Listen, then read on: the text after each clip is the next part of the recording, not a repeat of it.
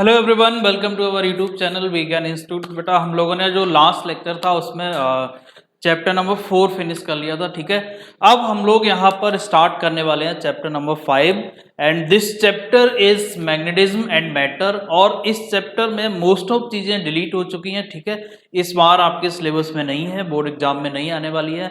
जो इस बार आने वाला टॉपिक है हम सिर्फ उसी को पढ़ेंगे। ठीक है, और बहुत ज़्यादा लेंथी टॉपिक नहीं है वो, और वो प्रोबेबली 1 या 2 लेक्चर में ही खत्म हो जाएगा। ठीक है, so let me start with this topic and पहले मैं आपको बता देता हूँ कि यहाँ से क्या क्या आपके सिलेबस में है और क्या क्या उसमें से इम्पॉर्टेंट है। ठीक है, तो जो इम्पॉर्टेंट टॉपिक है जो इस चैप्टर से सिलेबस में आने वाला है उसमें सबसे पहला टॉपिक है आपका गॉस लॉ ऑफ मैग्नेटिज्म। एक तो ये टॉपिक आएगा एग्जाम में। ठीक है, और दूसरा टॉपिक जो आपका है इट इज अर्थ्स मैग्नेटिज्म।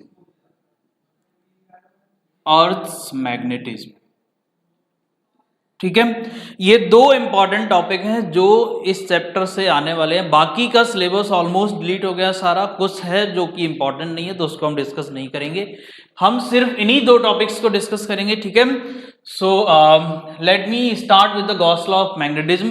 तो आपने इलेक्ट्रोस्टैटिक्स में गॉस लॉ को पढ़ा था, क्या था उसमें बताया गया था कि भाई अगर हमारे पास किसी भी क्लोज सरफेस के अंदर, किसी भी क्लोज बाउंड्री के अंदर, किसी भी क्लोज सरफेस, गॉसियन सरफेस जिसको हम बोलते थे, उसके अंदर अगर मान लो कोई क्यू चार्ज है, उसके अंदर अगर कोई क्यू चार्ज है तो उससे पास होने वाला जो इलेक्ट्रिक फ्लक्स होता था वो क्या होता था, Q upon epsilon not if that surface is placed in free space. Clear? तो ये तो था Gauss law in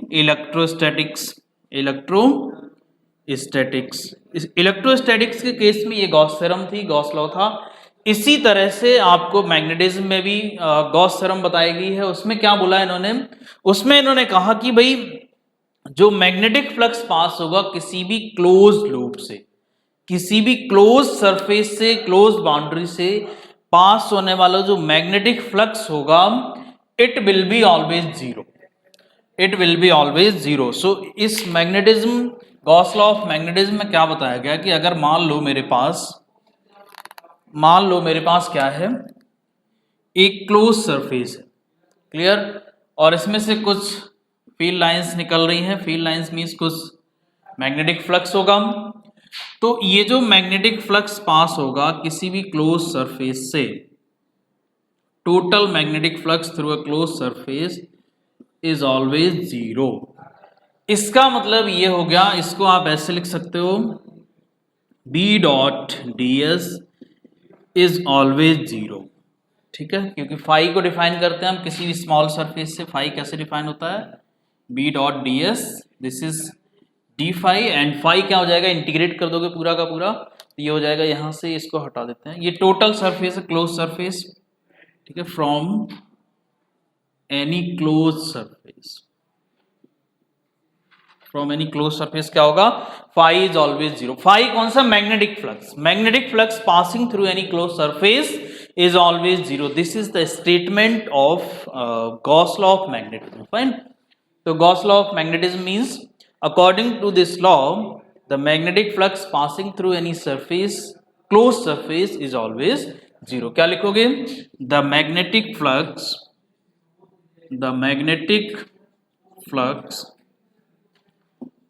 passing through any closed surface is always zero। और ये इसका जो है मैथमेटिकल फॉर्म हो गया। ठीक है, इज ऑलवेज जीरो।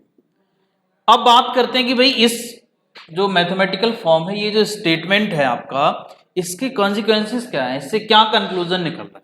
तो यहां पर ये बताया गया कि भाई मैग्नेटिक फ्लक्स जो पास होने वाला है किसी भी क्लोज सरफेस से, इट इज ऑलवेज जीरो।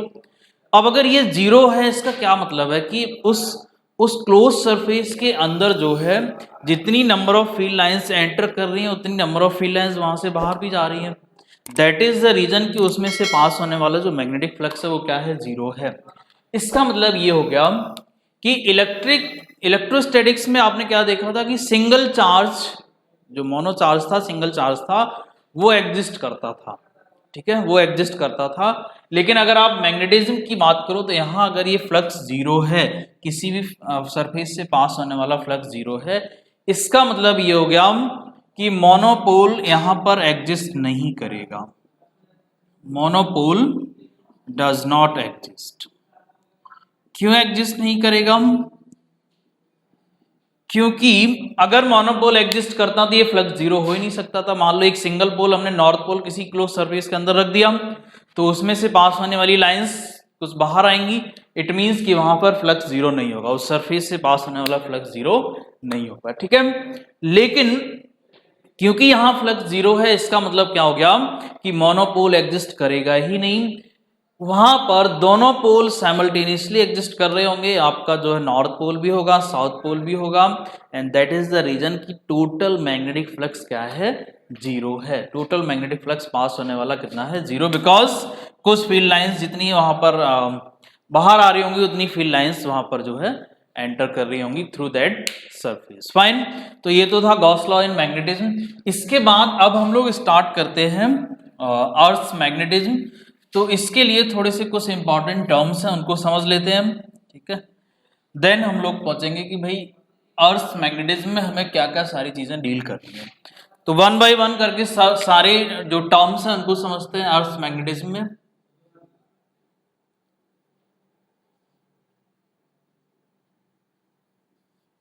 चलिए, अर्थ मैग्नेटिज्म में सबसे पहले हम लोग समझते हैं कि भाई अर्थ मैग्नेटिज्म का क्या मीनिंग है, क्या है ये अर्थ मैग्नेटिज्म। तो ऐसा एज्यूम किया जाता है कि भाई अर्थ जब हमने जैसे सपोज करो हम एक मैग्नेटिक नीडल को फ्रीली सस्पेंड करते हैं, तो क्या होता है कि वो एक पर्टिकुलर डायरेक्शन में जाके स्टे करती है, ठीक है। मतलब आप किसी भी डायरेक्शन में उसको घुमा दो, लेकिन आके वो हमेशा एक पर्टिकुलर डायरेक्शन में ही स्टे करेगी, वहीं पर आकर रुकती है। That direction is north south direction, ठीक है। इट मीन्स यहाँ से ये पता चलता है कि भाई ये मैग्नेटिक निडल जो है हमारी, ये इसी डायरेक्शन में बार बार आके स्टे कर रही है। हम इसको फ्रीली सस्पेंड करते हैं, रोटेट करा देते हैं, फिर भी ये इसी डायरेक्शन में आ रही है। इट मीन्स कुछ तो मैग्नेटिक फील्ड है जो फोर्स लगा रहा है उस मैग्नेटिक निडल के ऊपर, और वो उसको रोटेट करा रही है, बार बार उसको जो है उसी पॉइंट पर लेके आ रही है। क्लियर? एक जो इंपॉर्टेंट डिस्कशन था वो तो ये था, इसकी वजह से हमें ये पता चल रहा है कि भाई अर्थ के अंदर मैग्नेटिक फील्ड है। दूसरा ये भी है कि अगर आप कोई भी सपोज आयरन रॉड हो गई या कोई भी फेरोमैग्नेटिक सब्सटेंस हो गया, उसको जब आप मेटल कोई भी सब्सटेंस को जब आप कहाँ रख देते हो, अर्थ के अंदर रख देते हो, उसको कुछ टाइम तक उसमें अंदर दबा देते हो, तो क्या होता है कि आफ्टर अ सर्टेन टाइम वो जो मेटल होगा हमारा, आयरन रॉड हो सकती है वो, ठीक है। तो वो जो आयरन रॉड है ये क्या बन जाती है, इसके अंदर कुछ मैग्नेटिक प्रॉपर्टीज जनरेट हो जाती हैं, ठीक है। मतलब ये एक मैग्नेट की तरह बिहेव करना स्टार्ट कर देती है आयरन रॉड। तो इससे भी हमें ये पता चलता है कि भाई ये जो आयरन रॉड थी, इसको क्या किया, इसको मैग्नेटाइज कर दिया। अब मैग्नेटाइज किया, इट मीन्स कोई तो फील्ड होगा, कोई मैग्नेटिक फील्ड होगा, तभी वो मैग्नेटाइज हो रही है। क्योंकि जब तक आप उस रॉड को, उस आयरन को मैग्नेटिक फील्ड के अंदर नहीं रखोगे, तब तक तो मैग्नेटाइज हो ही नहीं सकता, ठीक है। तो यहाँ क्या है कि भाई अगर हमने उसको जमीन के अंदर दबाया था और आफ्टर सर्टेन टाइम उस आयरन रॉड के अंदर कुछ मैग्नेटिक प्रॉपर्टीज डेवलप हो गई, इट मीन्स क्या हुआ, इट मीन्स कि उसके अंदर, अर्थ के अंदर कुछ ना कुछ मैग्नेटिक प्रॉपर्टीज हैं, कुछ ना कुछ उसका अपना मैग्नेटिक फील्ड है। क्लियर? तो ये कुछ डिस्कशंस थे जिसकी वजह से हमने ये माना कि भाई अर्थ क्या है, एक मैग्नेट की तरह बिहेव करती है, उसके अंदर कुछ मैग्नेटिक प्रॉपर्टीज हैं, ठीक है। और उन्हीं चीजों को हमें यहाँ पे अब पढ़ना है। तो अगर हम बात करें बेसिकली, तो इसको ग्राफिकली थोड़ा सा समझते हैं, डायग्रामेटिकली। इसका एक अर्थ स्फीयर मानते हैं, सपोज ये हमारा एक अर्थ स्फीयर है, ठीक है। अब यहां पर क्या होगा कि भाई अगर मान लेते हैं कि ये हमारा है नॉर्थ साउथ डायरेक्शन, ये नॉर्थ साउथ डायरेक्शन हो जाएगी, ठीक है। ये नॉर्थ हो गया, ये साउथ हो गया, एंड अब यहां पर अगर आप एक मैग्नेट को फ्रीली सस्पेंड करोगे तो क्या होगा, वो मैग्नेट नॉर्थ साउथ में आके स्टे करेगी, उसका नॉर्थ पोल अर्थ का जो जियोग्राफिकल नॉर्थ है उधर जाएगा, और जो हमारी निडल है उसका साउथ पोल किधर जाएगा, उसका साउथ पोल अर्थ के जियोग्राफिकल साउथ की तरफ जाएगा। जियोग्राफिकल साउथ कौन सा है, डायरेक्शन वाला, ठीक है। तो अगर मैंने यहां पर एक मैग्नेट को सस्पेंड किया, मान लो इस तरह से हमने एक मैग्नेट को सस्पेंड किया, तो ये जो मैग्नेट है हमारी, ये जो मैग्नेट है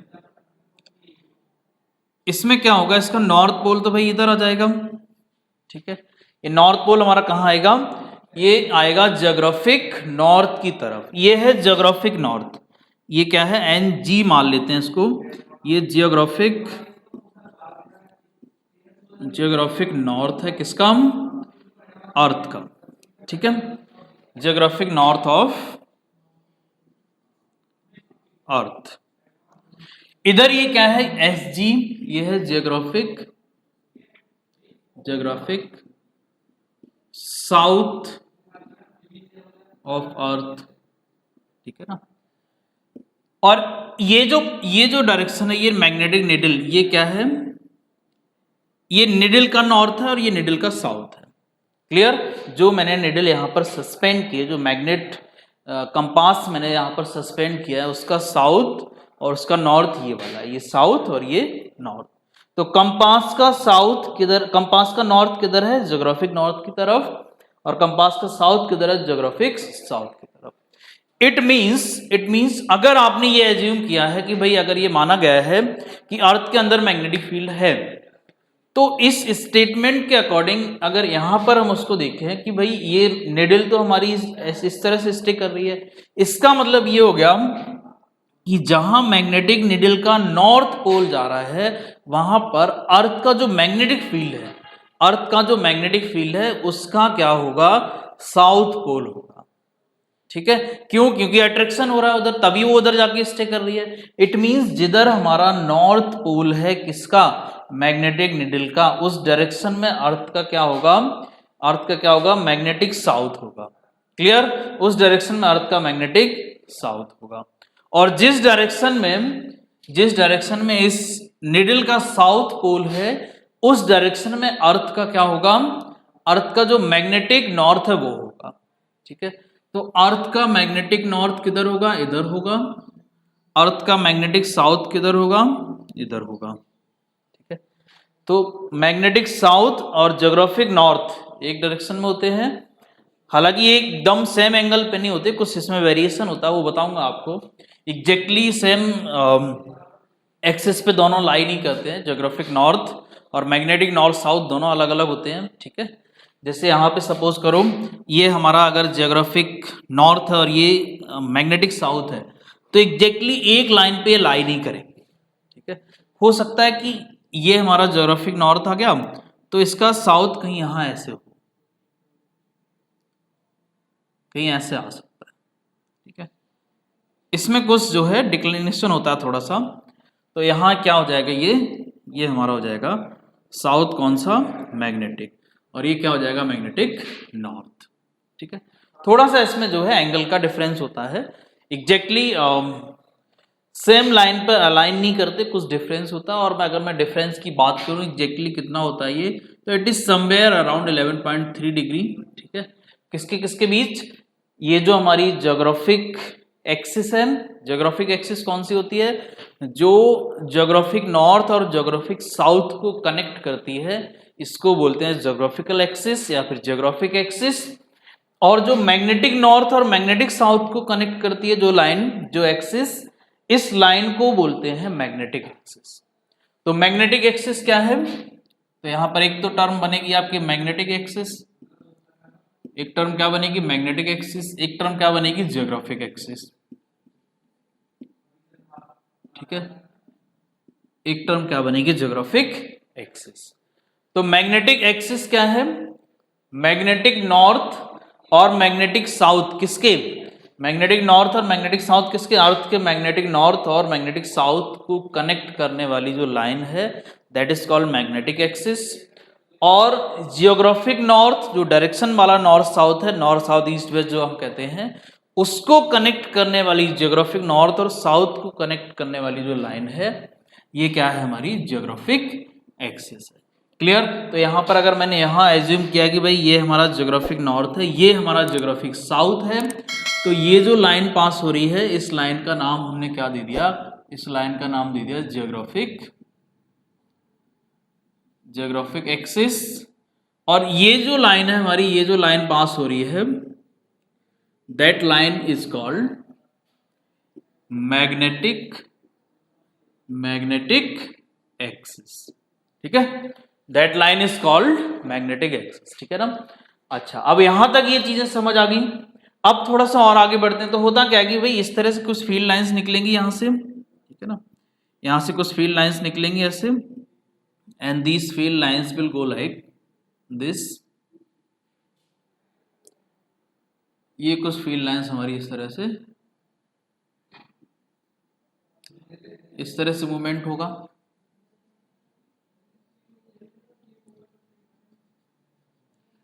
लाइक दिस, ये हमारी मैग्नेटिक फील्ड लाइंस है कुछ इस तरह से, पूरा ये स्फेयर फॉर्म होगा, ठीक है, और लाइक दिस, ठीक है। तो ये हमारा स्ट्रक्चर है, ये डायग्रामेटिकली रिप्रेजेंटेशन है मैग्नेटिक फील्ड लाइंस का due to earth magnetism, earth magnetic field. ठीक है, इस तरह का पैटर्न बनता है। और यहाँ पर ये मैग्नेटिक एक्सिस और ज्योग्राफिक एक्सिस, ये आपको समझ आ गया। तो जहां ज्योग्राफिक नॉर्थ होगा वहां मैग्नेटिक साउथ होगा, जहां ज्योग्राफिक साउथ होगा वहां मैग्नेटिक नॉर्थ होगा अर्थ का। ठीक है, ये ध्यान रखना है, इसमें कंफ्यूजन नहीं होना चाहिए। चलिए, तो ये हमने ये पूरा का पूरा डायग्रामेटिकली इसके जो मैग्नेटिक फील्ड है, इस फील्ड के स्ट्रक्चर को समझ लिया। अब हम लोग थोड़ा सा कुछ इंपॉर्टेंट टर्म्स, अच्छा मैंने ये दो चीजें भी बता दी आपको, मैग्नेटिक एक्सिस क्या है, ज्योग्राफिक एक्सिस क्या है। अब आगे हम लोग एक दो और इंपॉर्टेंट टर्म्स को समझ लेते हैं। ठीक है, तो नेक्स्ट जो टर्म है हमारी, ये टर्म है बेसिकली ज्योग्राफिक मेरिडियन और मैग्नेटिक मेरिडियन। ठीक है, तो ये जो दोनों टर्म है, geographic meridian, geographic meridian, and दूसरा टर्म है आपका मैग्नेटिक मेरिडियन। ये दोनों टर्म क्या है, क्या मतलब है इनका, ठीक है, तो ये समझना है।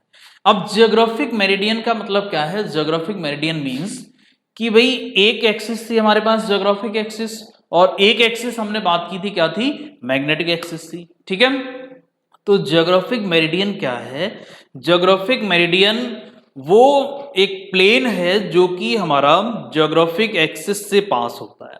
क्लियर, एक वो vertical plane which is passing through the geographic axis. Clear, geographic meridian is the vertical plane passing through the geographic axis. क्या लिखोगे, it is the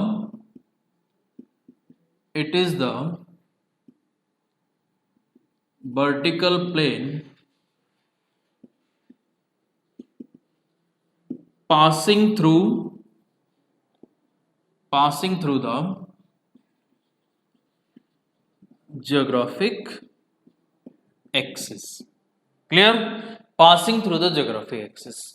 अब आता है मैग्नेटिक मेरिडियन। तो मैग्नेटिक मेरिडियन क्या है, मैग्नेटिक मेरिडियन भी एक प्लेन है। ठीक है, ये एक प्लेन है, एक वर्टिकल प्लेन है, और कैसा प्लेन है, ये वो वर्टिकल प्लेन है जो मैग्नेटिक एक्सिस से पास होता है। क्लियर, तो it is the vertical plane,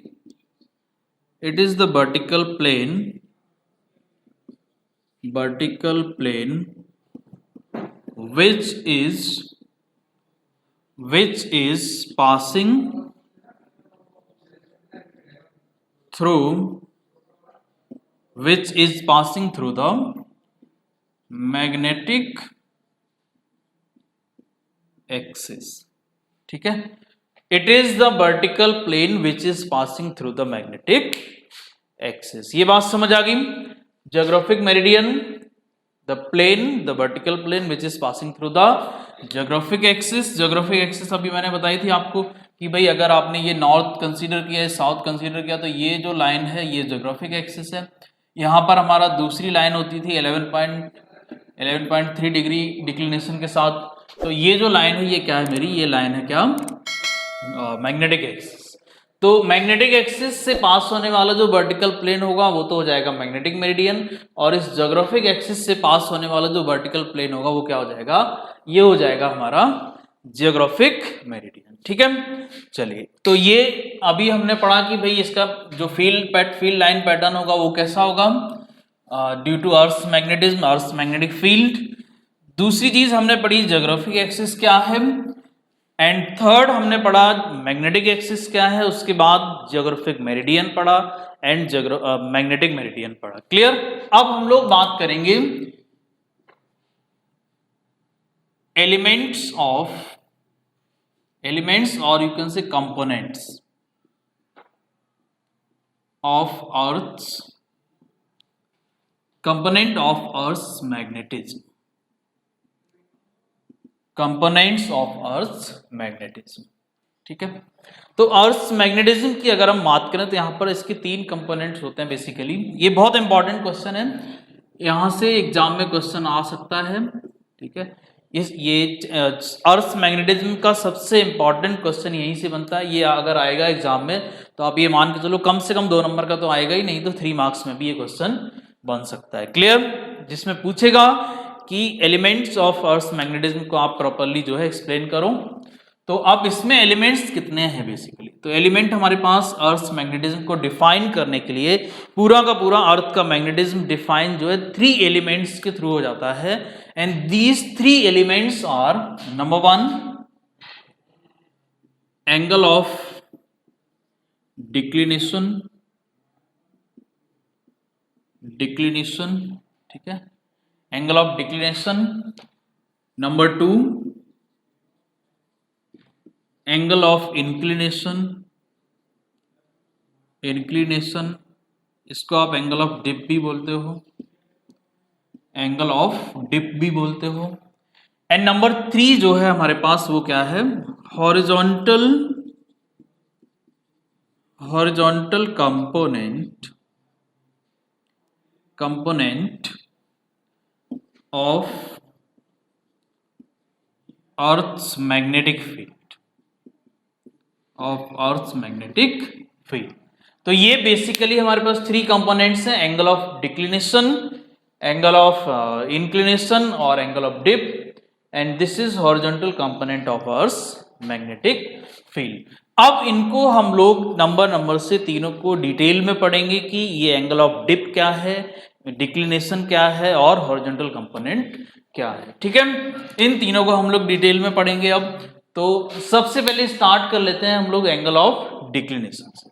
हाँ, तो अब हम सबसे पहले डिस्कस करेंगे कि भाई एंगल ऑफ डिक्लिनेशन क्या है। ठीक है, एंगल ऑफ डिक्लिनेशन स्टार्ट कर। अब देखो एंगल ऑफ डिक्लिनेशन क्या है, इसको समझने के लिए पहले मैं थोड़ा सा यहाँ पर डायग्रामेटिकली कुछ एक्सप्लेन करता हूं। एंगल ऑफ डिक्लिनेशन, देखिए पहले मैं यहां पर एक ज्योग्राफिक मेरिडियन और मैग्नेटिक मेरिडियन बनाता हूं। तो मान लो ये एक प्लेन है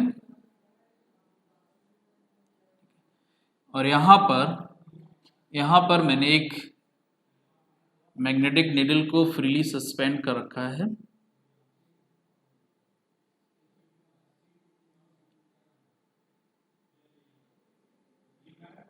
ये हमारी मैग्नेटिक नीडल है, ठीक है, इसको फ्रीली सस्पेंड किया हुआ है यहां पर। तो ये तो होगी हमारे मैग्नेटिक फील्ड की डायरेक्शन, अर्थ के मैग्नेटिक फील्ड की डायरेक्शन, क्योंकि ये हमारी मैग्नेटिक नीडल इस तरह से स्टिक करती है। तो ये क्या होगी, हमारे अर्थ का जो टोटल जो नेट मैग्नेटिक फील्ड होगा, जो टोटल मैग्नेटिक फील्ड होगा उसकी डायरेक्शन होगी ये। अच्छा, अब यहां पर ये जो प्लेन है, ये प्लेन हमारा क्या है, ये जो वर्टिकल प्लेन है ये प्लेन है हमारा मैग्नेटिक मेरिडियन।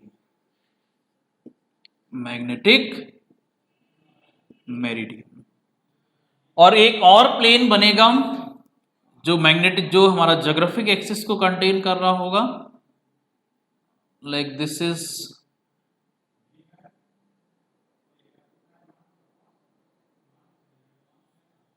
this plane,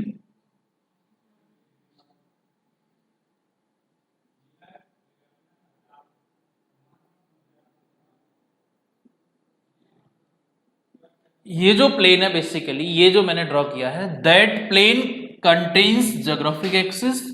यहाँ पे मैं ड्रॉ नहीं कर रहा ज्योग्राफिक एक्सिस, सो आपको देखेगा नहीं वो, but it that plane is basically geographic meridian. समझ आ रही बात? ये जो वर्टिकल प्लेन है हमारा, ये क्या हो गया, ये हो गया मेरा मैग्नेटिक मेरिडियन, जो कि मैग्नेटिक एक्सिस को कंटेन कर रहा होगा, मैग्नेटिक एक्सिस से पास हो रहा होगा, ठीक है। और दूसरा वाला जो वर्टिकल प्लेन है हमारा, ये that plane is basically this plane is known as geographic meridian, जो ज्योग्राफिक एक्सिस से पास हो रहा होगा। अब इस डायग्राम के थ्रू हम लोग समझेंगे कि मैग्नेटिक डिक्लिनेशन या फिर ये कह लो एंगल ऑफ डिक्लिनेशन क्या है। अब देखो एंगल ऑफ डिक्लिनेशन एक्चुअली है क्या। Angle of declination in general अगर हम समझने की कोशिश करें तो ये कुछ भी नहीं है, ये बेसिकली जो मैंने आपको बताया था कि मैग्नेटिक एक्सिस और ज्योग्राफिक एक्सिस कोइंसाइड नहीं करती, कुछ एंगल का डिफरेंस होता है उसमें। मतलब ऐसा नहीं होता कि ये हमारी ज्योग्राफिक एक्सिस अगर है तो यही हमारी क्या हो, मैग्नेटिक एक्सिस भी हो। मतलब ज्योग्राफिक नॉर्थ और मैग्नेटिक नॉर्थ साउथ और ज्योग्राफिक नॉर्थ साउथ दोनों एक लाइन पर, मतलब कोलिनियर नहीं होते, they are at some angle. अगर ये हमारा ज्योग्राफिक नॉर्थ साउथ एक्सिस है तो कुछ एंगल बनाते हुए इस तरह से क्या होगा, मैग्नेटिक नॉर्थ साउथ होगा, ठीक है, मैग्नेटिक नॉर्थ साउथ वाली एक्सिस होगी। तो ये एक्चुअल में जो मैग्नेटिक डिक्लिनेशन है या फिर जो एंगल ऑफ डिक्लिनेशन है, ये है क्या, ये वही एंगल है जो ज्योग्राफिक एक्सिस और मैग्नेटिक एक्सिस के बीच में बनता है। क्लियर? तो that is the simplest language जिसमें आप लिख सकते हो कि what is angle of declination. Angle of declination is actually the angle between geographic axis and magnetic axis. Clear? इसको दूसरी लैंग्वेज में भी हम डिफाइन कर देते हैं मैग्नेटिक मेरिडियन और ज्योग्राफिक मेरिडियन के फॉर्म में, ठीक है। तो यहां पर ये जो एंगल बन रहा है, ये जो एंगल है, ये किसके किसके बीच का एंगल है, ये तो हो गया हमारा मैग्नेटिक, ये हो गया ज्योग्राफिक मेरिडियन और ये हो गया मेरा मैग्नेटिक मेरिडियन। तो मैग्नेटिक मेरिडियन और ज्योग्राफिक मेरिडियन के बीच का जो एंगल है दिस, इसको अगर हम अल्फा या बीटा से रिप्रेजेंट कर दें तो this angle is known as angle of declination. तो एंगल ऑफ डिक्लिनेशन क्या है, या तो आप ये बोल दो कि angle between magnetic axis and geographic axis is known as angle of declination, या आप ये लिख दो angle between geographic meridian and horizontal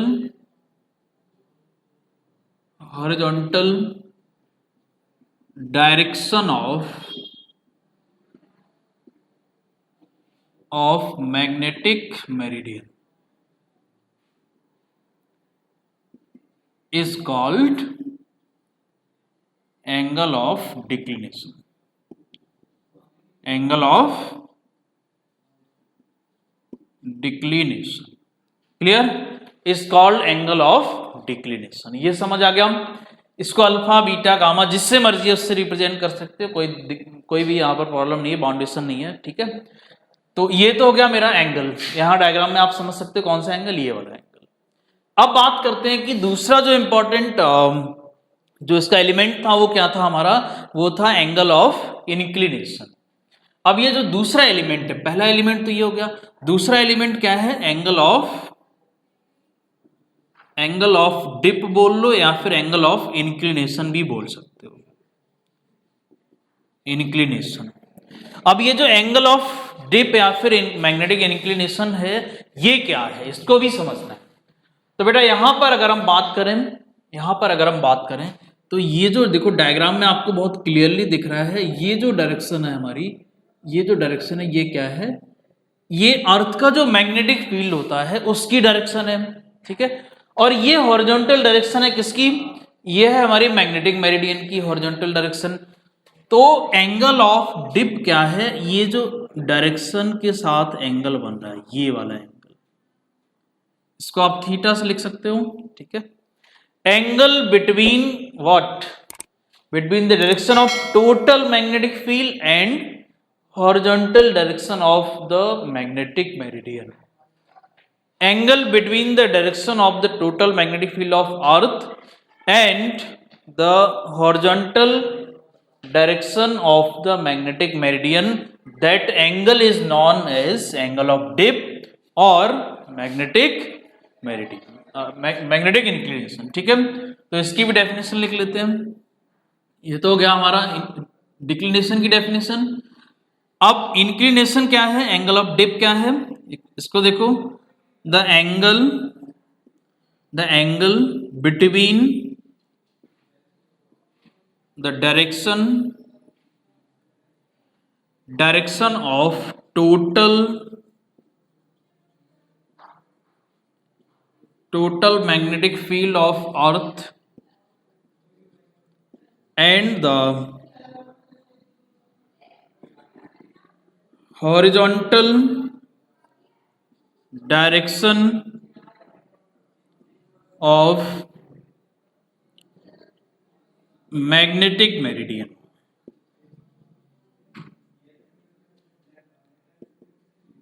is called angle of dip or inclination. Clear? So that is the definition. The angle between the direction of the magnetic field, total magnetic field of the earth and the horizontal direction of the magnetic meridian is called angle of dip. So that angle is called angle of dip, ठीक है। अब इसकी value different places पर different होती है। ये जो declination था वो फिक्स है, बट इंक्लिनेशन आप जब सरफेस पर और सरफेस पर एक लोकेशन से दूसरी लोकेशन जाओगे तो वेरी करता रहता है। अगर आप पोल्स पर चले जाते हो तो पोल्स पर जो हमारा एंगल ऑफ डिप है इट इज 90 डिग्री, ठीक है। और अगर आप इक्वेटर पे चले जाते हो तो इक्वेटर पे ये क्या हो जाता है, जीरो हो जाता है। मतलब इक्वेटर पे ये जो फील्ड है हमारा ये कैसी हो जाएगी, ये इस तरह से हो जाएगी। क्लियर? ये कैसी हो जाएगी, ये बिल्कुल हॉरिजॉन्टल हो जाएगी। So this theta becomes 0 degree. और पोल्स की अगर बात की जाए तो पोल्स पर ये जो है एग्जैक्टली वर्टिकल हो जाएगी line. So that theta becomes 90 degree, ठीक है। So that theta becomes 90 degree. तो ये दो कंपोनेंट्स क्लियर हो गए। अब तीसरे कंपोनेंट की बात करते हैं। तीसरा कंपोनेंट क्या है हमारा, तीसरा कंपोनेंट है horizontal component of earth's magnetic field. Horizontal component of earth's magnetic field. अब देखो यहां पर आप देख रहे हो कि ये जो अर्थ का मैग्नेटिक फील्ड है ये ना तो एग्जैक्टली हॉरिजॉन्टल है ना ही एग्जैक्टली वर्टिकल है। क्लियर? तो अब इसके कंपोनेंट अगर आप ब्रेक करोगे तो दो कंपोनेंट होंगे, एक तो इस डायरेक्शन में होगा और एक होगा हमारा इस डायरेक्शन में, ठीक है। तो ये जो कंपोनेंट है ये तो हो गया वर्टिकल कंपोनेंट, और ये जो मैग्नेटिक मेरिडियन की जो हॉरिजॉन्टल डायरेक्शन है उसके अलोंग जो कंपोनेंट आ रहा है ये कंपोनेंट क्या है मेरा, ये कंपोनेंट मेरा क्या है, हॉरिजॉन्टल कंपोनेंट है अर्थ के मैग्नेटिक फील्ड का, ठीक है। सो हॉरिजॉन्टल कंपोनेंट क्या है, हॉरिजॉन्टल कंपोनेंट ऑफ अर्थ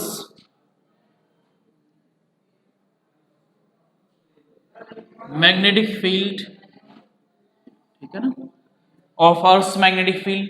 तो क्या होगा, the component of the earth magnetic field, the component of the Earth's magnetic field along the horizontal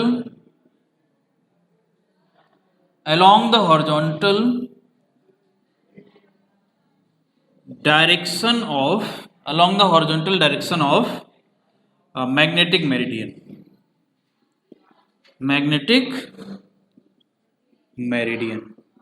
is called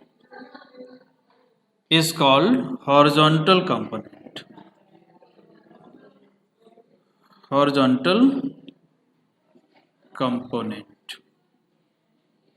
ठीक है, is called horizontal कंपोनेंट। तो ये समझ आ गया। इसको हम जनरली BH से रिप्रेजेंट करते हैं, ठीक है, BH से रिप्रेजेंट करते हैं। तो अब यहां पर देखो ये VH कितना है उसको हम फटाफट से निकाल लेते हैं। तो अगर मैंने बोला कि भाई ये थीटा है, ये क्या है, थीटा है, तो इसके दो कंपोनेंट्स होंगे अलोंग दिस हॉरिजॉन्टल डायरेक्शन, क्या होगा, this becomes BH is equals to B cos theta horizontal component, और ये वाला जो होगा ये क्या इधर हो गया BH इस डायरेक्शन में, और इस डायरेक्शन क्या हो जाएगा, ये वर्टिकल कंपोनेंट हो जाएगा। तो जो ये हो गया हॉरिजॉन्टल कंपोनेंट, हॉरिजॉन्टल कंपोनेंट हो गया, और वर्टिकल कंपोनेंट क्या है मेरा, BB is equals to B sine theta. ये हो गया मेरा वर्टिकल कंपोनेंट। क्लियर। तो ये तीन कंपोनेंट थी, तीनों का आपने समझ लिया है। ये क्वेश्चन आपका ये मान के चलिए 3 मार्क्स में एग्जाम में पूछा जाता है। इसके बाद इस पे कभी कभी एक न्यूमेरिकल भी आता है, ठीक है, तो उसके लिए एक फॉर्मूला मैं आपको करा देता हूं, and that formula is the relation between these components, between these elements, ठीक है। तो ये जो एलिमेंट्स है हमारे theta, horizontal component, vertical component, total magnetic field, इन सब में रिलेशन क्या है, ठीक है। तो इसको भी समझ लेते हैं, relation between the components of earth field, relation between the components of earth magnetic field. Clear. अब देखो यहां पर आपको पता है भाई कि हॉरिजॉन्टल कंपोनेंट क्या है, BH, it is what, B cos theta. So let me suppose this equation is 1, and vertical component क्या है, ये हॉरिजॉन्टल हो गया, वर्टिकल क्या हो जाएगा, B is equals to B sine theta. This is equation second. तो अगर आप इस इक्वेशन को सेकंड को फर्स्ट से डिवाइड कर दो तो क्या मिलेगा, B upon BH, and this is what, B sine theta upon B cos theta. ये right hand and left hand divide हो गया, B से B कट जाएगा तो ये बन जाएगा tan theta, and hence this tan theta is equals to BB upon BS। इस फॉर्मूले को आप यूज करके एंगल ऑफ डिप या फिर वर्टिकल, हॉरिजॉन्टल, कोई भी वैल्यू आपसे पूछे आप इजीली से उसको कैलकुलेट कर सकते हो, ठीक है। तो ये फॉर्मूला हम इस्तेमाल करेंगे। इसके बाद आप BH, BB इन सब में आपस में रिलेशन भी एक ड्राइव कर सकते हो, वो क्या है वो भी देखो जरा। तो आपने ये हॉरिजॉन्टल कंपोनेंट समझा, वर्टिकल कंपोनेंट समझा। अब अगर मैं इन दोनों इक्वेशन को ही या फिर ये जो हमारी दो इक्वेशंस हैं, इसका इक्वेशन 1 का मैं स्क्वायर करूं, ठीक है, प्लस मैं इक्वेशन 2 का भी स्क्वायर करूं, और दोनों को मैंने ऐड कर दिया, इक्वेशन 1 और इक्वेशन 2 को स्क्वायर करके मैंने ऐड कर दिया। तो देखो जरा क्या मिलेगा, ये लेफ्ट हैंड साइड हो जाएगी BH square plus BV square is equals to B square cos square theta plus B square sine square theta. अब यहां से B स्क्वायर कॉमन आ जाएगा, ये बचेगा cos square theta plus sign square theta, और ये क्या हो जाएगा हमारा 1 हो जाएगा। तो अल्टीमेटली B स्क्वायर क्या आ गया, BH square plus BV square, और यहां से आप देखोगे B की वैल्यू क्या आ जाएगी, square root BH square plus BB square. तो यहां पर अगर आपको वर्टिकल कंपोनेंट दे दिया गया है, हॉरिजॉन्टल कंपोनेंट दे दिया गया और बोले टोटल मैग्नेटिक फील्ड निकालो, तो आप इस फॉर्मूले का इस्तेमाल करके आराम से टोटल मैग्नेटिक फील्ड निकाल सकते हो, ठीक है। तो ये सारा का सारा आपका चैप्टर 5 से इंपॉर्टेंट टॉपिक्स थे, यही आपके सिलेबस में है, इसके अलावा कुछ खास सिलेबस में नहीं है। कुछ छोटे छोटे टॉपिक्स हैं तो वो इंपॉर्टेंट नहीं है, उनसे क्वेश्चन बहुत रेयरली पूछा जाता है, so we are not going to discuss these topics. तो with this we are ending that chapter, और इसमें PYQs भी आपके कुछ नहीं है, क्योंकि जो PYQs हैं वो सारे के सारे यही टॉपिक्स जो मैंने करा दिया इन्हीं से मिल जाएंगे, हॉरिजॉन्टल कंपोनेंट से रिलेटेड, वर्टिकल कंपोनेंट से रिलेटेड, अर्थ का मैग्नेटिज्म पूरा, या फिर गॉस थ्योरम ऑफ मैग्नेटिज्म, यहीं से आपको सारे क्वेश्चंस मिलेंगे, ठीक है। तो ये जो हमारा है ये 1 शॉर्ट वीडियो में ही सारा का सारा खत्म हो रहा है, सारा चैप्टर। अब हम लोग नेक्स्ट वीडियो लेके आएंगे और वो हमारा चैप्टर नंबर 6 EMI से स्टार्ट होगा, ठीक है। So for this thank you, have a nice day.